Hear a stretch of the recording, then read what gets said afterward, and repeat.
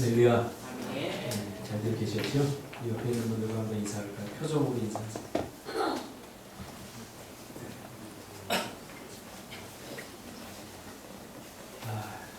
수련회 잘 갔다 왔습니다.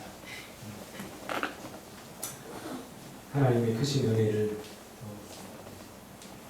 많이 받고요, 또 누리고 또 결단하고 그렇게 왔습니다. 이번 수련회 주제가 헬리시 크리스찬인데 건강한 그리스도인. 건강한 그리스도인이란 뭘까? 하나님의 형상, 지, 정, 의. 이 세 가지가 아주 골고루 이렇게 성장하는 이것이 건강한 그리스도입니다. 상처를 받으면 감정이 상해서 은혜를 받아도 오래 가지 못합니다. 감정은 믿을 게 못 되거든요. 그래서 이성 위에 세워져야 돼요. 이성과 감정, 의지, 이 세 가지가 같이 가야 돼요. 한국교회 성도들은 굉장히 감정적이라 은혜를 받아도 오래 가지 못해요. 왜냐하면 감정이라고 하는 것이 사건의 의미를 부여할 때 생기는 거거든요.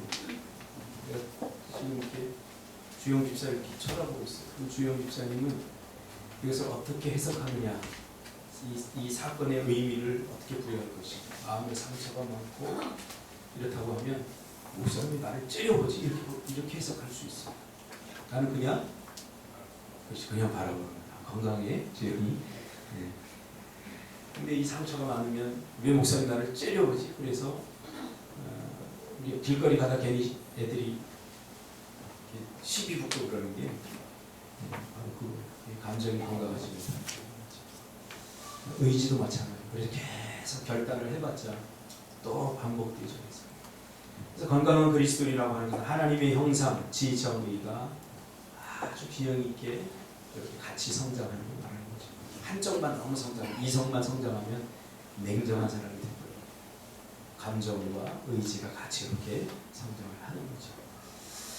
그것을 기준으로 이번에 우리가 여러 가지 복음을 기초로 해서 말씀을 나누고 또 즐거운 또 활동도 하고 그렇게 해서 저에게도 굉장히 의미 있는 시간이었고 우리 성도들에게도 예전처럼 뭐 불러 뜨겁게 막 펄펄 뛰고 이런 것은 없었지만 잠잠한 은혜. 제가 갔다 와서 이렇게 카톡으로 이렇게 봤어요. 목사님 너무 좋았어요.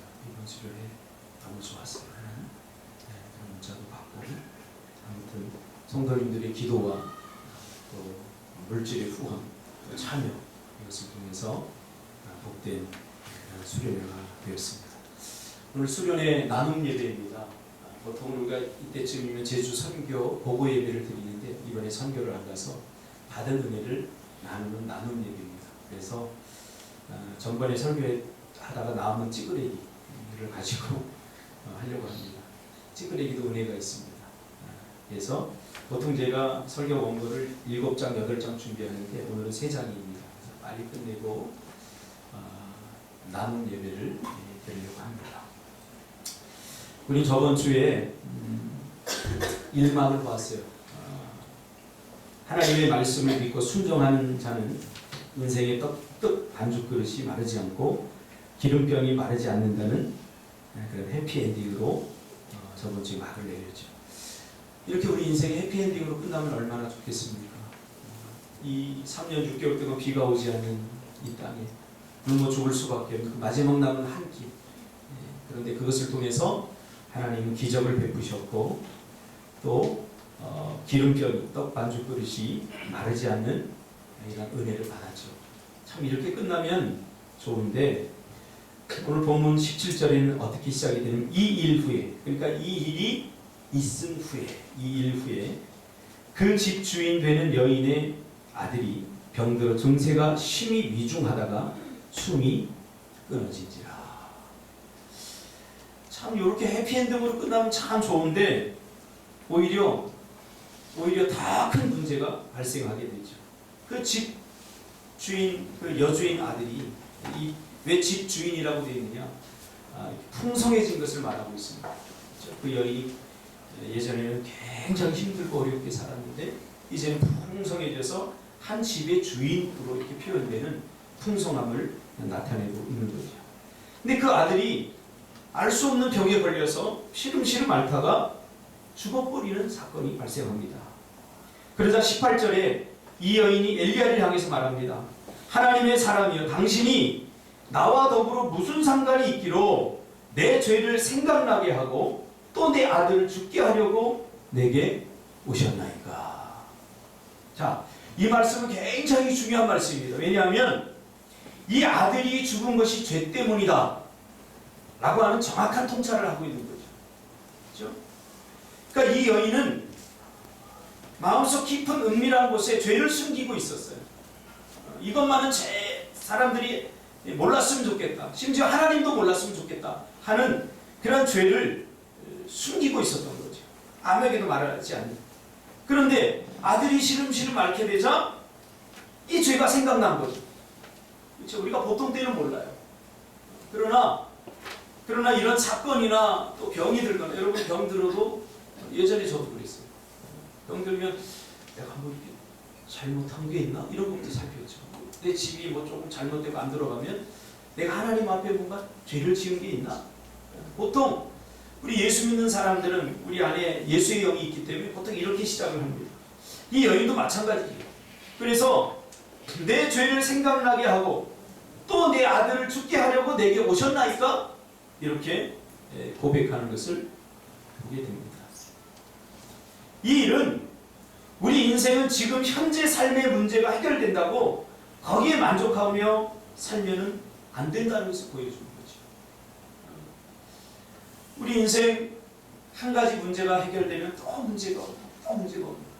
제가 제 페이스북에 과거에 제가 부교육자 때 섬겼던 교회 어떤 집사님이 매번 기도 제목을 올리고 이렇게 기도해달라고 그러고 하는 집사님이 있어요. 겉으로 이렇게 제가 처음에 볼 때는 야, 이분 참 믿음이 좋으신 분이다, 제가 이제 그렇게 생각을 하고 기도해 줬어요. 이 시간이 지나면서 제가 깨닫는 건 뭐냐면 이분의 기도 제목은 늘 우리 자식 잘 되게 해주세요. 우리 자식 이번에 시험 보는데 붙게 해주세요. 결혼해야 되는데 결혼하기, 다 이런 문제예요. 본질적으로 다 이런 문제예요. 그래서 한참을 그분을 위해서 기도해 주다가 하나님이 그런 마음을 주셔요. 이게 뭐지? 이게 다 어떤 그 육신적인, 물론 이런 것들이 필요하긴 합니다. 그러나 우리가 무엇을 위해서 궁극적으로 기도해야 되는지 그것을 놓치고 있지 않나, 그런 생각을 하게 되었습니다. 다시 말하면 우리 인생의 문제의 뿌리는 눈에 보여지는 육체적이고 보여지는 그런 문제도 중요하지만 눈에 보이지 않는 영적인 문제에서 비롯될 수 있다는 사실을 우리가 항상 잊어서는 안 된다는 사실입니다. 육체적 문제는 계속 반복돼요. 그래서 내 인생에 문제 없기를 위해서 신앙생활하고 문제 없기를 위해서 기도하는 것이 바로 종교입니다. 여러분 기도해 보세요. 아무리 기도해 문제 생깁니다. 아무리 기도해도 그 문제, 기도해서 문제가 해결돼도 또 문제가 생깁니다. 그러니까 우리가 궁극적으로 추구해야 될 것이 그런 문제 해결을 위해서 하나님을 섬기고 인생의 편안하고 안락함을 위해서 우리가 신앙생활을 한다면 이것은 위로부터 주어지는 하나님의 은혜를 절대로 누릴 수 없는 거죠. 하나님이 주시는 은혜는 그런 문제에도 불구하고 견고히 서서 흔들리지 않는 거예요. 그럼에도 불구하고 행복하다고 말할 수 있는 거예요. 이것이 복음이 우리에게 주는 진리거든요. 오늘 이 여인도 정말 인생의 절박한 문제가 해결됐죠. 해결됐어요. 근데 그것으로 끝나나요? 하나님은 이 여인을 통해서 우리에게 지금 무슨 말씀을 하시고자 하는지 우리가 조금만 관심을 가지면 금방 이해할 수 있어요. 인생의 문제 별거 아니라는 거예요. 인생의 문제 별거 아니에요. 우리가 정말로 이 인생의 다양한 문제들의 그 본질 속에는 뭐가 있는지를 우리가 믿음의 눈을 떠서 보기를 하나님 원하십니다. 거기는 바로 죄가 있다는 거예요. 우리 인생에게 왜 문제가 왔습니까? 죄 때문입니다. 죄가 오기 전에 우리 인생에 문제가 없었어요. 문제가 문제될 게 없었고 왜 사는지에 대한 문제 그것도 없었어요. 왜? 인생의 사명, 목적, 삶의 목적이 분명했기 때문이죠. 근데 죄 때문에 이 모든 것들이 다 파괴되면서 우리 인생에게 죄가 왔죠. 이번에도 우리가 살펴봤잖아요. 결핍. 하나님으로부터 오는 지혜, 하나님으로부터 오는 사랑, 하나님으로부터 오는 물질, 이런 것에 제한을 받게 됐어요. 그래서 문제가 오는 거죠. 공급이 끊어져 버렸기 때문에. 죄가 그렇게 만들어요. 이사야 59장 이제 죄가, 너희 죄가 하나님과 우리 사이를 세퍼레이트, 분리시켰다. 분리되니까 하나님으로부터 오는 가장 좋은 것들을 우리가 공급받지 못해요. 그러니까 지혜가 부족하니까, 공급받지 못하니까 상식적인 일도 우리가 잘 풀어내지 못하는 거예요. 뻔한 일도 잘 풀어내지 못해요. 물질의 한계를 우리가 극복하지 못하고 늘 사는 거예요. 간단해요. 내가 조금 더 많이 가졌으면 저 사람 나눠주면 이 인류의 문제는 해결됩니다. 미래 학자들에 의하면 이제 2040년 정도 되면 아프리카의 그 먹는 문제가 해결된다고 합니다. 그러면서 인류의 문제는 이제 거의 다 해결될 것이다 이렇게 보는데 저는 그렇게 보지 않습니다. 죄의 문제가 해결되지 않는 한 또 다른 문제가 발생하게 됩니다. 그래서 인간의 문제의 뿌리에는 죄가 있다 하는 것을 기억해야 됩니다. 죄가 있기 때문에 내가 많이 가진 것을 미국 같은 나라에서, 러시아 같은 나라에서 식량을 좀 풀면 아프리카 같은 식량 문제 다 해결됩니다. 넘쳐요. 그러나 수요와 공급의 문제, 또 자기들의 어떤 이익, 그것 때문에 수십만 톤, 수천만 톤을 태평양 바다에 밀가루를 갖다 버려요. 이 조절을 하는 거예요. 굶어 죽어가고. 이게 인간이에요. 다른 사람이 죽어가는데도 불구하고 내가 배부르면 절대 다른 사람의 관심을 갖지 않는 것이 우리 죄인인 인간의 본질이라는 사실이에요. 여기에 희망이 있습니까? 절대 없다는 겁니다. 그래서 이 인간의 죄의 문제가 해결되지 않으면 우리 인간은 불행할 수밖에 없다는 거죠. 그래서 오늘 본문에 보니까 하나님께서는 이 여인으로 하여금 그 자식의 문제, 그 문제를 통해서 바로 죄로 관심을 갖게 하는, 영혼의 문제로 관심을 갖게 하는 거죠. 육체에 절박한 문제가 생기지 않으면 사람들은 관심을 잘 갖지 않습니다. 하나님을 섬기는 데도 마찬가지죠. 아무 일이 없는데도 여러분 예수 믿고 아무 문제가 없는데 교회로 자연히 나온 사람, 이 사람은 정말 축복받은 사람이에요. 저 같은 경우도 그냥 예수 안 믿었어요. 물론 어릴 적부터 우리 집안이 다 기독교 집안이라 교회는 다녔지만 제가 예수를 영접한 것은 그 후에 제 인생의 외로움과 제 인생의 고통과 절박함과 이런 문제 때문에 제가 하나님을 찾게 된 거죠. 그래서 나의 죄를 생각나게 해서 그냥 넘어가 버렸으면 했던 죄, 그 죄의 문제에 이제 이 여인이 직면하게 된 거죠.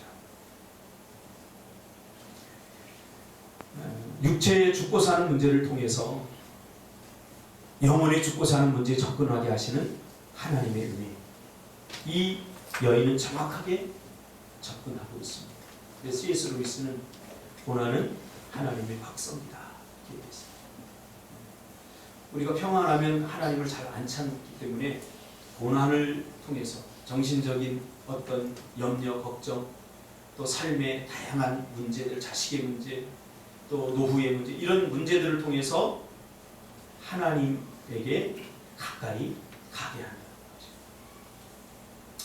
몸은 죽여도 영혼은 능히 죽이지 못하는 자들을 두려워하지 말고 오직 몸과 영혼을 능히 지옥에 멸하시는 자를 두려워하라. 마태복음 10장 28절에 말씀하고 있습니다. 이 여인의 문제가 정말 먹을 것이 없어서 이제 내일 죽어야 돼. 이것은 육체적인 문제입니다. 죽고 난 다음에 어떻게 되느냐. 이것이 더 중요한 거죠. 이것이 더 중요한 거죠. 누구나 다 죽습니다. 이 땅에서. 이 세상에서 영원히 사는 사람은 없습니다. 이 땅에서 다 살아가다 보면 늙습니다. 주름살이 생깁니다. 저도 흰머리가 하고 뒤에도 하얘요. 제가 염색 안 하면 여러분들 할아버지라고 그러죠.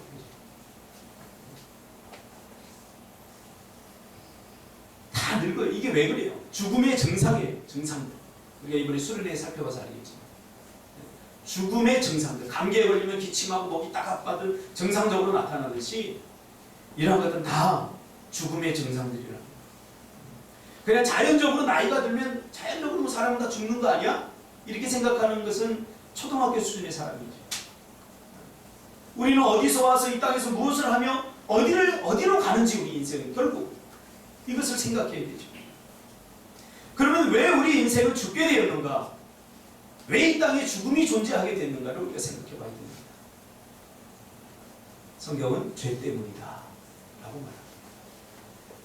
질병에 걸리고 암에 걸리고 또 많은 사람들 정신적인 고통 가운데 시달리고, 이게 뭐예요? 다 죄에서 파생된 문제고 죽음의 증상이에요. 그래서 학자들이 연구했다죠. 사람들의 두려움의 그 근원에는 뭐가 있을까? 왜 사람들이 두려워할까? 공부 안 하면 그냥 두려워요. 그래서 그 두려움의 본질을 계속 학자들이 연구하면서 그 뿌리를 찾아냈대요. 그랬더니 결국은 죽음에 대한 두려움이라요. 죽음에 대한. 내가 이 공부를 통해서 뭔가 보장하지 않으면 결국은 좋은 직업을 갖지 못하고, 좋은 직업을 갖지 못하면 결국 어떤 상황들을 계속 만들어 보니까 결국 그 뿌리에는 내가 죽게 되는 거야. 그렇죠? 좋은 직업을 갖지 못하면 내가 어떻게 살까? 뭐 이런 문제들이죠. 결국은 죽음 때문에 두려움이 왔다는. 그러면 이게 단가? 하고 계속 연구를 해보니까 그게 아니라. 죽으면 끝이라면, 죽음이 우리 인생의 끝이라면 죽음 때문에 두려워할 이유가 하나도 없어요. 죽으면 되잖아요. 이 고통스러운 세상, 이 힘든 세상, 죽으면 끝이에요. 그러면 다 죽으면 돼요. 아무것도 없다. 그런데 사람들은 죽음 앞에서도 두려워하더라는 거예요. 그래서 왜 그럴까라고 연구를 해봤더니 죽음에 대한 두려움은 결국은 죽은 이후에 대한 두려움이라는 거예요. 죽은 이후에 내가 어떻게 될까? 삶과 죽음의 문제를 해결받지 못한 사람들은 이 죽음의 문제에 대해서 여전히 두려움을 갖고 있다는 거예요. 내가 죽으면 천국 간다라고 확신이 있는 사람들은 죽음 앞에서도 두려워하지 않다는 거예요. 그런데 이 확신이 없는 사람들은 어디 갈지 뻔히 알기 때문에 본질적으로 두려움과 고통에 직면하게 된다는 거죠. 저도 짧은 부교육제 생활을 하면서 여러 죽음들을 지켜보면서 참 신기하게도 예수 믿는 사람들의 죽음이 그렇게 평안하다는 것을 제가 발견하고 은혜 많이 받았어요. 그러니까 예수 믿지 않는 사람들의 죽음을 이렇게 몇 분 지켜보면서, 물론 그 사람들 다 교회 다녔던 사람들이에요. 장로님이었고 집사님이었고 권사님이었고. 그러나 정말 신실하게 예수 그리스도를 영접하고 이 땅에서 믿음으로 살았던 사람들의 죽음이 이렇게 평안하고, 이렇게. 심지어는 예수 믿지 않다가 이제 죽음을 앞두고 제가 임종 예배를 드리면서 예수를 영접한 사람의 죽음도 다 평안했어요. 왜? 죽은 이후에 내가 어디를 가는지 알기 때문에. 죽음의 문제가 해결된 사람들의 죽음은 다르다는 것을 제가 알았습니다. 성경은 로마서 6장 23절에 죄의 삭은 사망이요 하나님의 은사는 그리스도 예수 우리 주 안에 있는 영생이니라. 로마서 3장 23절에 모든 사람이 죄를 범하였음에 하나님의 영광에 이르지 못하다니. 성경에 의하면 우리 인생은 죽음으로 끝나는 것이 아니라 죽음은 새로운 시작이 되는 겁니다. 그래서 히브리서 9장 27절에 보니까 한 번 죽는 것은 사람에게 정하신 것이요 그 후에는 심판이 있으리니. 이 땅에서의 삶은 잠깐뿐입니다. 근데 성경은 나그네라고 하잖아요. 참 인생 빠릅니다. 잠깐뿐이에요. 저도 결혼한 지가 엊그제 같은데 벌써 24주년. 깜짝 놀랐어요. 예전에 TV에서 뭐 결혼 20주년이다 15주년이다 그러면 와, 나는 언제 저렇게 되나 그랬는데 별거 아니에요. 장로님한테 물어보면 결혼 30주, 40주도 별거 아니라고 말하시고 성경대로 쏜살같이.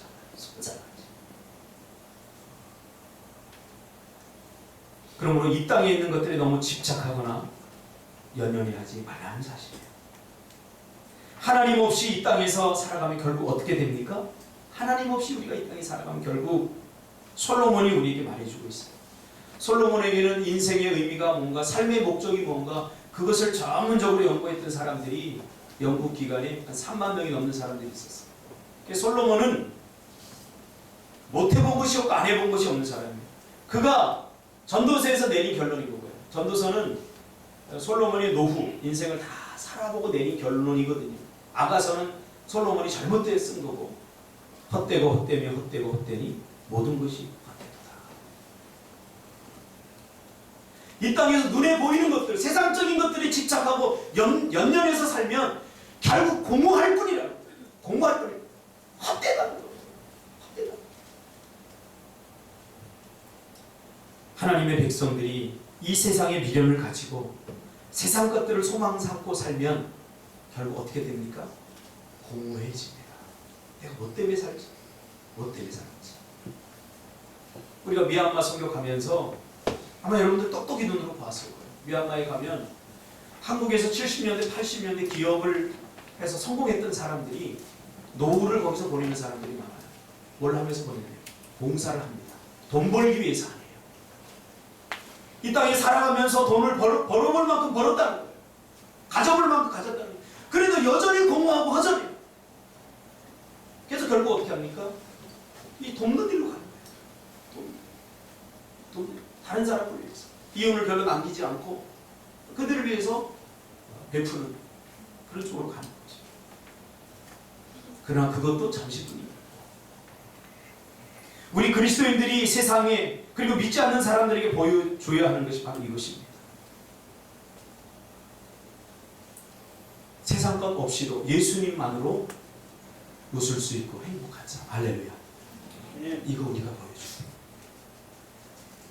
우리가 예수님 한 분 외에 다른 것들로 자꾸 이 빈 가슴을 채우려고 하면 할수록 더 공허해집니다. 바닷물을 마시면 마실수록 더 목마르지만 우리 예수 믿는 어른 세대가 다음 세대에 보여줘야 하는 것이 바로 이것입니다. 하나님의 백성이 육체적인 것들에 붙들려 살면 초해집니다. 지금 한국교회에 존경받는 믿음의 목사님들, 위대한 신앙의 선배들, 그 사람들이 이 땅에 물질을 남긴 사람 한 사람도 없어요. 오히려 큰 교회를 남기고 이런 사람들은 말로가 좋지 않아요. 다 손가락질. 한경진 목사님 같은 믿음의 남은 게 하나도 없어요. 오직 예수만 남긴 거예요. 오카노 목사님. 여러분 자식들이 그 자식이 얼마나 가정에 충실하지 못했으면 그 자식이 상처를 받고 그 아버지는 우리 아버지는 아버지로서의 자격이 별로 없다. 이렇게까지 장례식에서 많이 들었어요. 그게 얼마나 고통스럽겠어요. 그러나 저는 목회자로서 알아요. 목회자가 너무 가정에 매이면 안 됩니다. 우리 성도들도 마찬가지예요. 그걸 저는 늘 합니다. 이 사건을 통해서 부활을 이야기하고 있죠. 부활. 예수 안에서 우리 다시 부활한다. 이제 육체적인 것들 그 별거 아니라는 거예요. 이 땅에 너무 집착하지 말라는 거예요. 조금 돈 없어 괜찮아요. 뭐 예전에 우리나라 IMF도 뭐 앞으로도 뭐 더 한 거 더 좀 살 수 있어요. 왜냐하면 목회자라고 하는 자체가 IMF예요. 매일 IMF예요. 그러니까 여러분들 월급 한 달 안 타면 아마 엄청 힘들 거예요. 저는 월급 없이 살아요. IMF예요. 그런 사람이 있어요. 뭐 헌금하면 다 목사님 거 아닙니까? 한번 보세요. 우리 은영이 아들 한번 들어와서 한번 교회 재정 보세요. 한 달 또 보내면 집사람 이번 한 달도 주님의 은혜로 이렇게 채워졌다. 매일 제가 결산할 때마다 그 소리 들어요. 야 기적이야. 하나님이 이렇게 채우시. 이렇게 채우시. 제가 헌금 봉투는 때로는 이렇게 까서 한번 보여드리고 싶어요. 얼마나 헌금.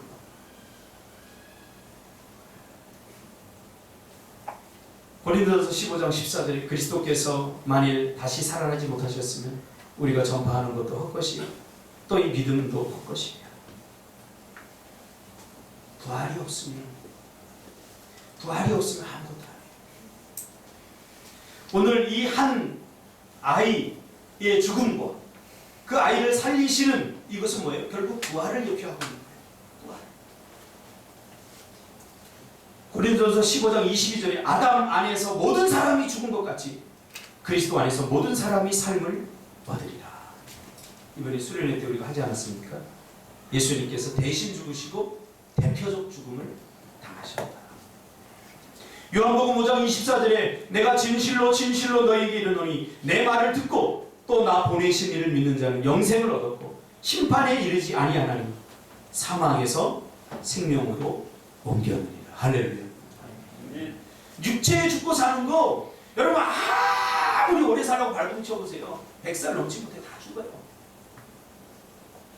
이것을 통해서 우리 육체는 잠시 연장할 수 있어요. 그러나 영원히 살 수는 없어요. 중요한 게 뭡니까? 영원히 사는 거죠. 하나님께서 우리를 영원히 살도록 그렇게 만드셨어요. 근데 죄 때문에 이 땅에 죽음이 왔어요. 그래서 이 땅에서 우리가 누리는 모든 절망과 고통은 죽음의 증상들이에요. 그러나 우리가 예수를 믿으면 이 죽음의 증상들로부터 자유할 수 있어요. 왜요? 죽음으로 끝나는 것이 아니라 죽으면 다시 사니까, 다시 부활하니까. 할렐루야. 암이 왜 무서워요? 죽기 때문에 무서워요. 단순히 죽기 때문에 무서운가요? 죽음으로써 이 땅에서 더 이상 살 수 없다고 생각하니까, 사랑하는 사람들과 이별하고, 그러니까 무서워요. 그러나 부활은 달라요. 우리가 죽으면 다시 살아요. 할렐루야. 우리는 이 땅에 임시로 사는 거예요. 잠시. 우리가 영원히 살아야 되는 것은 저 천국입니다. 할렐루야. 하늘나라입니다. 그래서 구원받은 우리는 이 땅에서 작은 천국을 우리가 지금 누리면서 살아요. 저도 죽음에 대한 공부가 있었어요. 왜 아니겠어요? 제가 5살 때 우리 아버지가 돌아가시는데, 사랑하는 저희 아버지가 5살 때 돌아가셨어요. 제가 한 번은 죽으려고 그랬어요. 7살 때. 아직도 기억해요. 그때 죽음이 뭔지 몰랐어요. 엄마, 아버지 어디 가셨어? 아버지 천국 가셨어. 천국에 대해서 얘기해 주는데 너무 좋은 거예요. 그 친구들하고 이렇게 모여, 어릴 때 유치원 갔다 와서 친구들하고 모여서 하는데, 야, 우리 죽을래 그랬어요. 이제 마침 그 얼마 전에 어떤 동네 아저씨가 노름하다가 돈을 다 잃고 농약 먹고 죽었어요. 그래서 그 시체를 밖에서 죽은 사람은 안에다, 집안에다 드리는 게 아니라 마당에다 이렇게 놓았어요. 아, 저렇게 하면 죽는구나. 그때 제가 알았어요. 죽는 거 쉽네? 그래서 우리 친구들과 야, 너 농약 가져와. 그래가지고 제가 죽으려고 그랬어요. 죽으면 정말 천국 간다는 걸 저 믿었으니까. 우리 아버지가 거기 계십니다. 죽으면 천국 간다는 것에 대한 확신이 있는 사람, 죽음을 두려워하지 않습니다. 한동안 야, 죽으면 어떡하지? 결혼하고 나서도요, 나 죽는 건 괜찮은데 하나의 딜레마가 생깁니다. 나 죽으면 우리 아버지가 죽어서 우리 가족들이 고생했듯이 내가 죽으면 사랑하는 아내와 또 우리 아이들은 얼마나 고생할까? 이걸 생각하니까 죽음이 두려워지더라고요. 근데 이제는 다 이제 해결됐어요. 왜냐하면 우리 아버지 돌아가셔서 저 잘 살았잖아요. 할렐루야. 약간 불편은 했지만 아버지 돌아가셔도 하나님이 저를 먹이시고 입히시고 외로울 때마다 힘주시고 위로하시고, 그 어떤 아버지보다 하나님은 저에게 아버지 노릇을 톡톡히 잘해주셨어요. 그걸 생각하니까 내가 죽어도 뭐 하나님이 책임져 주실 거, 이런 생각이 드니까 별로 그렇게 두렵지 않아요. 그러므로 이 땅과 육체적인 것에 너무 염려하거나 집착하지 마십시오. 이 땅에서의 삶은 하나님이 주신 임시적이고 선물적인 삶입니다. 그래서 예수 믿고 우리의 죄의 문제가 해결되고 새 생명을 얻은, 구원받은 하나님의 백성들은 삶의 목적이 회복되어야 됩니다. 할렐루야. 쉽게 말하면 왜 사는지에 대한 문제를 분명히 해야 돼요. 이 복음을 깨달았던 사도 바울은 이렇게 고백합니다. 내가 살아도 좋고 죽어도 좋다. 원어로 보면 살고 싶은 욕망과 죽고 싶은 욕망이 똑같다는 거예요. 혹시 우리 가운데 살고 싶은 욕망이 더 강하고 죽고 싶은 욕망이 좀 덜하다면 이거 회개해야 돼요. 살고 싶은 욕망과 죽고 싶은 욕망이 똑같았어요. 왜? 살면은 이 땅에서 복음을 전하고 한 사람이라도 더 영혼을 구원하고 하나님의 사명, 맡겨진 사명을 더 감당할 수 있으니까 이 땅에서 좋고, 죽으면 하나님 보좌 우편에 하나님과 함께 천국에서 영원히 살 수 있으니까 좋고. 할렐루야. 아니요, 하나님 안 돼요. 조금 더 살아야 돼요. 아직 세상에 너무 미련이 있는 거예요. 그렇다고 더 오래 사는 거 아니에요. 더 많이 사는 거예요. 우리가 좀 똑똑해질 때 있습니다. 그래서 없는 것 갖고 불평하고 원망하면서 이거 살 필요 없어. 이거 살 필요 없대요. 그러므로 오늘을 사시기를 주님의 이름으로 축복합니다. 천국은 내 삶의 연장선 속에 있습니다. 내가 이 땅에서 그냥 대충 살고 천국 가면 잘 살아야지 다 밀어놓지 마세요. 천국은 이미 너희 안에 임하였느니라. 할렐루야. 우리 안에 있는 거예요. 예수 믿는 공동체 안에, 이 안에 천국이 있는 거예요. 이 천국 공동체를 우리가 만들어가는 거죠. 이방인들은 그저 무엇을 먹을까 마실까 입을까 전부 다 눈에 보이는 것, 그런 것에 집착하고 살았다는 거죠. 영원하지 않은 것. 영원하지 않은 것을 붙들리니까 늘 불안한 거예요. 영원하지 않은 것. 영원한 것, 변하지 않는 것을 붙들어야 마음이 딱 든든히 쓰는데 영원하지 않는 것을 붙들리니까. 예전에 제가 교회 다닐 때 어떤 남자아이가 저를 찾아왔어요. 왜 그래? 자기가 누구 여자를 좋아하는데 여자들의 마음은 수시로 변한다. 그러니까 막 불안한 거예요. 너 사랑해? 지금 잘 들어야 돼, 지희야? 사랑해? 그랬다는 거. 아침에 사랑해 그랬더니. 근데 오후에 또 불안하게 하는 거예요. 나 다른 남자친구 사귀면 안 돼? 또 이렇게 또. 이 아이가 공부가 되겠어요? 여자의 마음은 갈대와 같아서 진리가 아닌 것에 붙들려버리면 이게 큰일 납니다. 세상 것은 다 가변적이에요. 다 변해요. 영원한 것이 없어요. 물질 있다가도 없어요. 훅 불면 다 날아가요. 저도 더 많은 사람들이 하루아침에 날아가는 거 많이 봤습니다. 또 정말로 기대하지 않았던 사람이 하나님 은혜를 주어서 복을 누리는 사람들도 봤어요. 그런 것에 집착하면 마음 편할 날이 하나도 없다는 거예요. 주님 마태복음 6장 30절에 뭐라고 그랬어요? 34절. 그러므로 내일을 염려하지 마라. 내일이는 내일이 염려할 것이야. 내일은 원어로 보면 내일의 주인 되신 하나님께 염려하게 맡겨두라고 합니다. 내일은 우리의 영역이 아니에요. 내일 무슨 일이 날지 어떻게 알아요? 준석 집사. 모르죠? 그렇게 기대하는 거야. 내일 무슨 일이 일어날지 모르기 때문에 두려워하는 게 아니라 하나님의 백성, 하나님이 가장 좋은 곳으로 채우시고 먹이시고 입히신다는 사실을 아는 사람들은 조금 지금 불편해도 좀 인내할 수 있죠. 할렐루야. 그래요. 그렇다니까. 그러니까 담대한 거예요. 다윗이 믿음의 선진들이 이게 있었어요. 내가 내일의 주인이 되려고 자꾸 하니까 문제가 생기는 거예요. 이 여인 보세요. 지금 가뭄의 극심한 가뭄의 문제가 해결되고 내일 어떻게 될지도 모르는데 자기 사랑하는 아들이 갑자기 죽여버린 거예요. 내일 무슨 일이 날지 아무도 모르고. 이 영원하지 않는 세상에서 이제 눈을 돌려서 영원한 하나님께 관심을 갖기를 바랍니다. 할렐루야. 그러니까 우리는 세상의 문제가 해결된 것으로 만족해서는 안 되고 영혼의 만족, 영의 문제가 해결되야 됩니다. 영혼의 만족, 영의 채워짐. 육체는 영을 절대로 만족시킬 수 없어요. 우리 인간의 생사화복, 삶과 죽임 모두 하나님의 손에 달려있다는 것을 보여주면서 동시에 부활하신 예수님과 성도들의 삶을 오늘 본문에서 보여주고 있습니다. 우리는 죽어도 삽니다.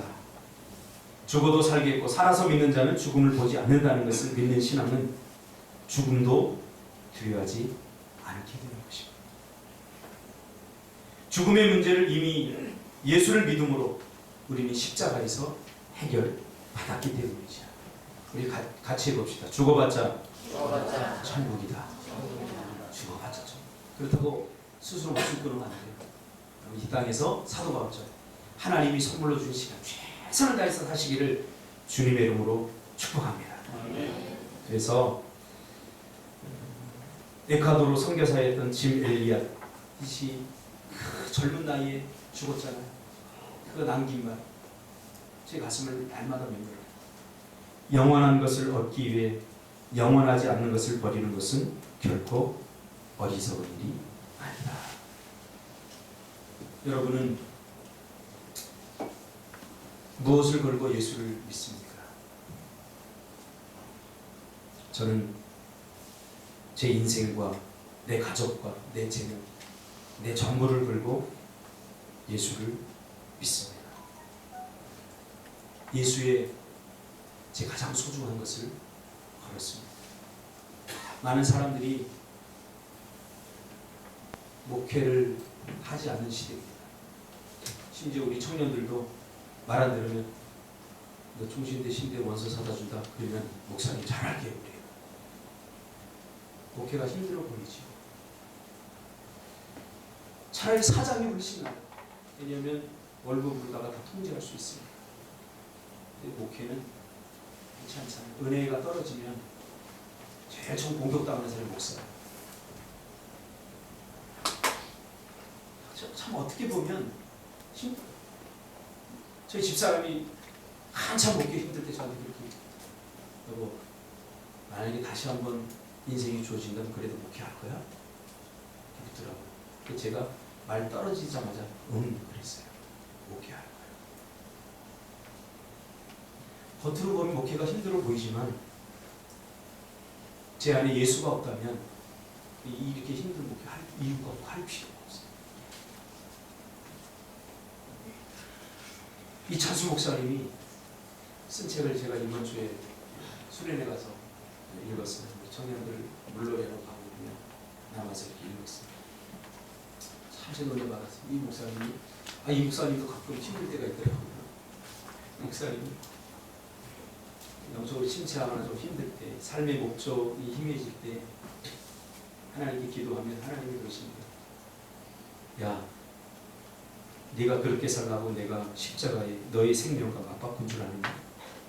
너 그렇게 살라고 너 대신 내가 죽은 줄 알아? 이렇게 말씀하십니다.